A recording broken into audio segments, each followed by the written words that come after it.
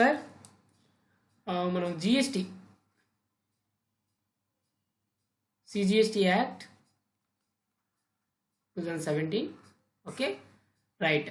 ఇప్పుడు మనం refunds chapter చూసుకుంటే దీంట్లో ఒక ప్రాక్టికల్ ఇష్యూ ఏంటంటే దీనికి సంబంధించి రిఫండ్స్ చాప్టర్ సంబంధించి సార్ మామూలుగా ఇన్పుట్ సంబంధించి మనకి అంటే ఐటీసీ ఎంత ఉందంటే ఒక 2,50,000 ఉంది. అలాగే సర్వీసెస్ అంటే ఇన్పుట్ సర్వీసెస్ మీద ఒక 50,000 ఉంది. మొత్తం ఎంత 3 lakhs అమౌంట్. ఇక్కడ ఏంటంటే రిక్వైర్మెంట్ ఏంటంటే రిఫండ్ జీరో రేటెడ్ సప్లైస్ మీద ఎంత రిఫండ్ మ్యాక్సిమం రిఫండ్ ఎంత అవైలబిలిటీ అంటే ఎంత రావచ్చు అనేది పాయింట్. ఈ పాయింట్ మీద మన యొక్క డిస్కషన్. ఇప్పుడు మామూలుగా అంటే అడ్జస్టెడ్ టర్నోవర్ అంటే టోటల్ అడ్జస్టెడ్ టర్నోవర్ ఎంత, దాంట్లో జీరో రేటెడ్ సప్లైస్ ఎంత అంటే proportionate of zero rated supplies అనేది రిఫండ్ అనేది క్లెయిమ్ చేసుకోవచ్చు అనేది పాయింట్. మరి ఇక్కడ అడ్జస్టెడ్ టర్నోవర్ ఏంటి? ఇప్పుడు జీరో రేటెడ్ సప్లైస్ అంటే ఎక్స్పోర్ట్ అంటే letter of bond execution of bond R letter of undertaking వీటిని ఎగ్జిక్యూట్ చేస్తే వితౌట్ పేమెంట్ ఆఫ్ ట్యాక్స్ మీదేం పేమెంట్ చేయకుండా వీటి ద్వారా మనం ఎక్స్పోర్ట్ చేయొచ్చు అంటే జీరో రేటెడ్ సప్లైస్. ఇక్కడ జీరో రేటెడ్ సప్లైస్ ఎంత ఉన్నాయి అమౌంట్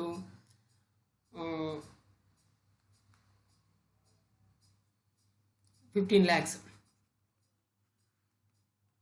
ఒకటేమో 15 lakhs, అలాగే ఇంకొక 5,50,000 ఉంది. మరి ఈ 5,50,000 ఒక 50,000 అడ్వాన్స్ రిసీవ్ చేసుకున్నారు అంటే సర్వీసెస్ ఇప్పుడు ప్రొవైడ్ చేయలేదు కానీ 50,000 ఫ్యూచర్లో అంటే కరెంట్ ఈ 50,000 అనేది కరెంట్ పీరియడ్ కాదు, నెక్స్ట్ రిలవెంట్ పీరియడ్ సంబంధించి ముందుగానే ఒక 50,000 రిసీవ్ చేసుకున్నాం. అంటే ఈ 50,000 మనము టర్నోవర్లో ఇన్క్లూడ్ చేయము అంటే 5 lakhs. ఈ 5,50,000లో 5 lakhs ఇయర్గా జీరో రేటెడ్ సప్లైస్గా కన్సిడర్ చేస్తాం. అంటే ఇప్పుడు మొత్తం 20 lakhs, ఇవి 20 lakhs అమౌంట్. ఓకే, తర్వాత ఇంకా ఫర్దర్గా taxable value of goods with in India అని ఒక 35 lakhs ఇచ్చారు. అలాగే taxable value of services in India with in India అని ఒక 5 lakhs అంటే 40 lakhs. మొత్తం టోటల్ టర్నోవర్ ఎంత అంటే 60 lakhs. దాంట్లో జీరో రేటెడ్ సప్లైస్ అంటే 20 lakhs. మొత్తం ఇన్పుట్ ఎంత ఉందంటే 3 lakhs ఇన్పుట్ ఉంది. మరి 3 lakhsలో 2 lakhsకి ఎక్స్టెంట్ ఎంత అంటే 20 lakhsకి 1 lakh. So maximum refund zero rated సప్లైస్కి సంబంధించి మ్యాక్సిమం రిఫండ్ ఎంత వస్తుందంటే 1 lakh అవైలబిలిటీ అనేది పాయింట్. Okay right. యా, ఇది రిఫండ్ సంబంధించి.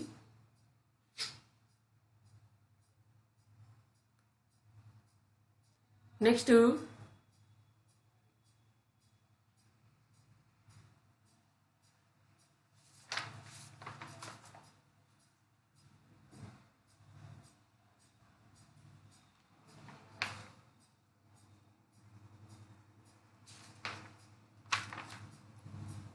జాబ్ వర్క్ సంబంధించి నెక్స్ట్ ఏంటంటే జాబ్ వర్క్స్ చాప్టర్ సంబంధించి ఒక ప్రాక్టికల్ ఇష్యూ చూస్తే సార్ మామూలుగా అంటే ఒక ప్రిన్సిపల్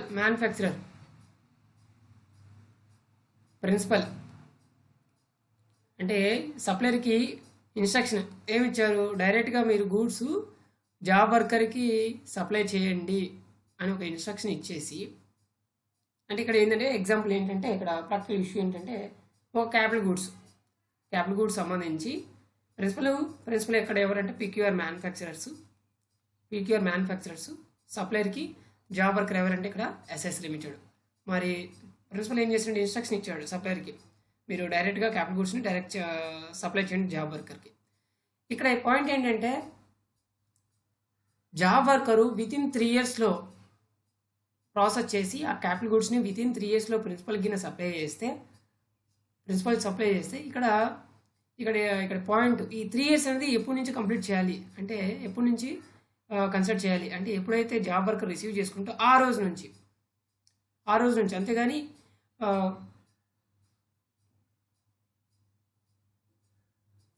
సప్లయర్ సెండ్ చేసిన డేట్ కాదు. సప్లయర్ సెండ్ చేసిన date suppose 15th September 2017, but job worker receive చేసుకుని మాత్రం 28th September 2017 రిసీవ్ చేసుకో. మరి 3 years ఎప్పటి నుంచి కంప్లీట్ చేయాలంటే ఇక్కడి నుంచి కంప్లీట్ చేయాలి. ఎప్పుడు 28th September నుంచి వితిన్ 3 years అంటే 28th September 2020 లోపు రిటర్న్ చేయాలి. ఎవరికి? ప్రిన్సిపల్కి. ప్రాసెస్ చేసిన తర్వాత గూడ్స్ని రిటర్న్ చేసినప్పుడు అప్పుడు సప్లైగా అప్పుడు ప్రిన్సిపల్ దీన్ని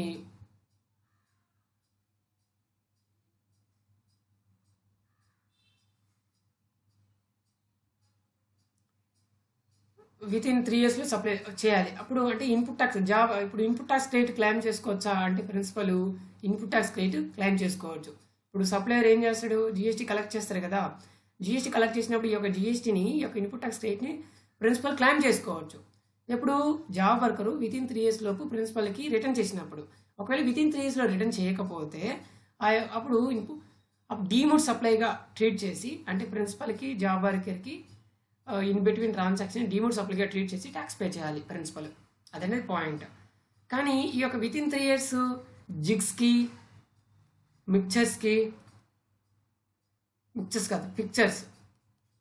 పిక్చర్స్కి మోల్డ్స్కి అనేది అప్లై కాదు. అంటే ఈవెన్ వితిన్ 3 yearsలో వీటిని క్యాపిటల్ గూడ్స్ లాగా వితిన్ 3 yearsలో రిటర్న్ చేయకపోయినా ఐటీసీ క్లెయిమ్ చేసుకోవచ్చు. సో డీమోడ్ సప్లైగా ట్రీట్ చేయరు అనేది point, conclusion point. Okay, right, thank you. Next chapter మనం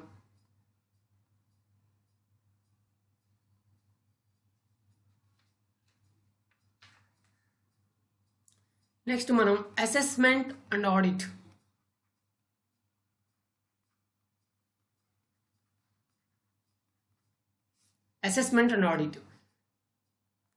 దీంట్లో అంటే ఇప్పుడు రిజిస్టర్డ్ పర్సన్ అంటే మనం చాలా పేర్లు పిలుస్తాం. రిజిస్టర్డ్ పర్సన్ అంటాము, అలాగే ట్యాక్సిబుల్ పర్సన్ అంటాము, అలాగే సమ్టైమ్స్ అసెస్మెంట్స్లో ఎస్ఎస్సి అని కూడా పిలుస్తాము. Okay, yeah. ఇప్పుడు ఇతను రిటర్న్ ఫైల్ చేసినప్పుడు స్క్రూటినీ అనేది ఈ రిటర్న్ అనేది స్క్రూటినీ చేసినప్పుడు ఏదైనా డిస్క్రిపెన్సీస్ ఉంటే ఆ డిస్క్రిపెన్సెస్ ఉన్నాయి అంటే ఇప్పుడు ఏం చేస్తారు? జిఎస్టీ ఆఫీసర్ అంటే ప్రాపర్ ఆఫీసర్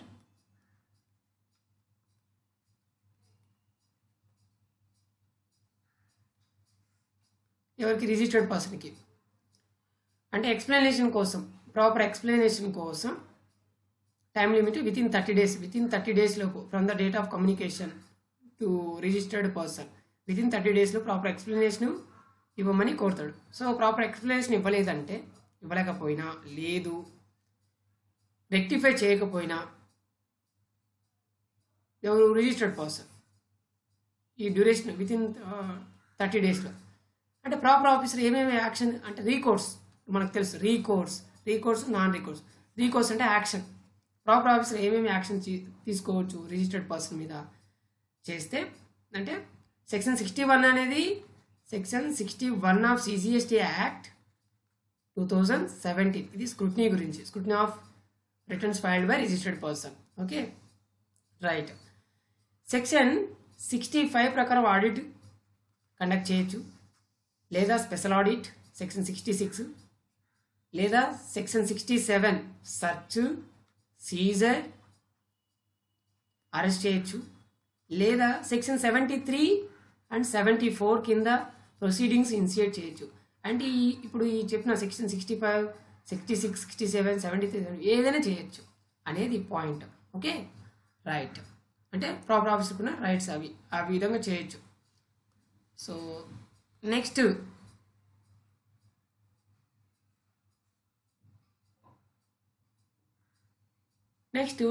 డిమాండ్స్ అండ్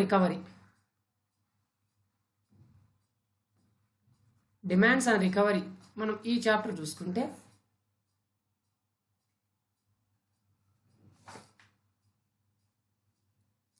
దీనికి సంబంధించి ఇక్కడ అంటే మనం ఒక ప్రాక్టికల్ ఇష్యూ ఏంటంటే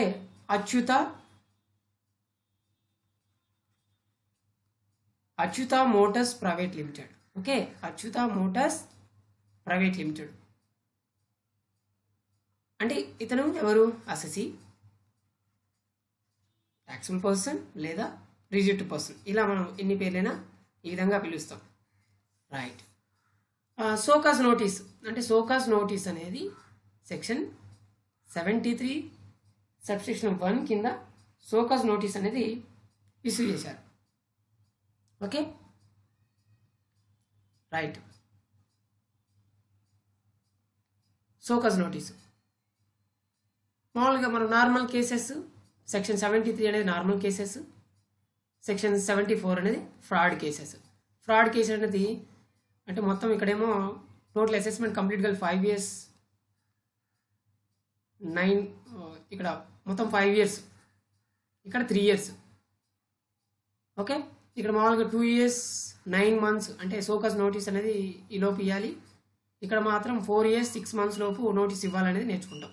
4 years 6 months లోపు ఇక్కడ నోటీసు, ఇక్కడ 2 years 9 months లో ఇక్కడ నోటీస్ ఇవ్వాలి. కానీ అసెస్మెంట్ కంప్లీట్ మాత్రం 3 years లో అసెస్మెంట్ కంప్లీట్ కావాలి, 5 years లో కంప్లీట్ కావాలి. ఇంకా ఫర్దర్గా కావాలి త్రూ ఆథరైజ్డ్ పర్సన్ ద్వారా ఎక్స్టెండ్ చేయొచ్చు.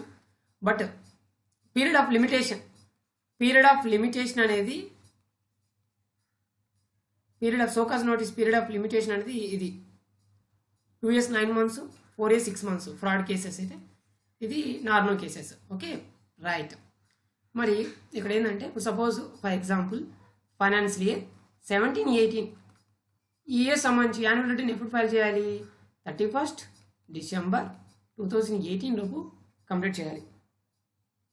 ఇది యాన్యువల్ రిటర్న్ ఫైల్ చేయాలి. ఈ యాన్యువల్ రిటర్న్ ఇక్కడ నుంచి 30th September 2021 అనేది సోకాస్ నోటీస్ ఇష్యూ చేయాల్సింది.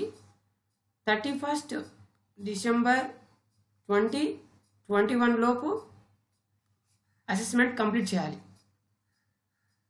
నార్మల్ కేసెస్ 73 ప్రకారం. ఓకే, ఈ 30th September 2021 లోపు సోకాస్ నోటీస్ ఇష్యూ చేయలేదంటే తర్వాత ఇష్యూ చేస్తే అది period of limitation of period of limitation తర్వాత ఎటువంటి యాక్షన్ తీసుకోవడానికి అయితే లేదు అనేది పాయింట్. ఓకే, ఇక్కడ ఈ నోటీస్ ఎందుకు అంటే షార్ట్ పేమెంట్ కానీ, షార్ట్ పేమెంట్ ఆఫ్ జిఎస్టీ, లేదా రాంగ్లీ యూటిలైజేషన్ ఆఫ్ ఐటీసీ, లేదా రాంగ్లీ అవైల్మెంట్ ఆఫ్ ఐటీసీ, లేదా ఎరోనియస్ రిఫండ్ క్లైమ్డ్, ఇలా అయినప్పుడు మనం సెక్షన్ 73, 74 అనేది ఇన్స్టిట్యూట్ చేయడానికి ఒక పాయింట్. Okay, right. ఇవి demands on recovery. Okay, thank you.